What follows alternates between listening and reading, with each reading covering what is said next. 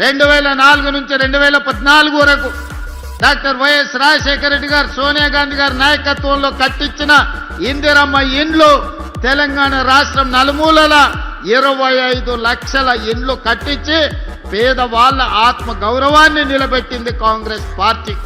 ఆనాడు రైతులు ఎదుర్కొంటున్న కష్టాలు, కాలిపోతున్న మోటార్లు, పేలిపోతున్న ట్రాన్స్ఫార్మర్లను చూసి డాక్టర్ వైఎస్ రాజశేఖర రెడ్డి గారు ఎల్బీ స్టేడియంలో ముఖ్యమంత్రిగా ప్రమాణ స్వీకారం చేసి మొట్టమొదటి సంతకం తెలంగాణ రైతాంగానికి ఉచిత కరెంటును అందించడమే కాకుండా 1300 కోట్ల రూపాయల బకాయిలను, వందలాది వేలాది క్రిమినల్ కేసులను రైతుల మీద ఉంటే ఒక్క కలం పోటుతోని కాంగ్రెస్ పార్టీ రైతులకు ఉచిత కరెంట్ ఇచ్చిన మాట వాస్తవం కాదా? ప్రతి పేదవాడు నిస్సహాయంగా తన తండ్రో తన తల్లో కళ్ళ ముందే చచ్చిపోతుంటే కార్పొరేట్ హాస్పిటళ్లకు బిల్లులు చెల్లించలేని పరిస్థితి.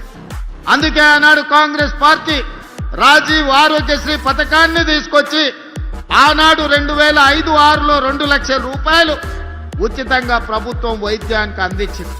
ఇవాళ పథకమే కదా 10 లక్షల రూపాయలు ఈరోజు రాజీవ్ ఆరోగ్యశ్రీ పథకం రూపంలో ఈరోజు పేదలకు మనం అందిస్తున్నాం కదా.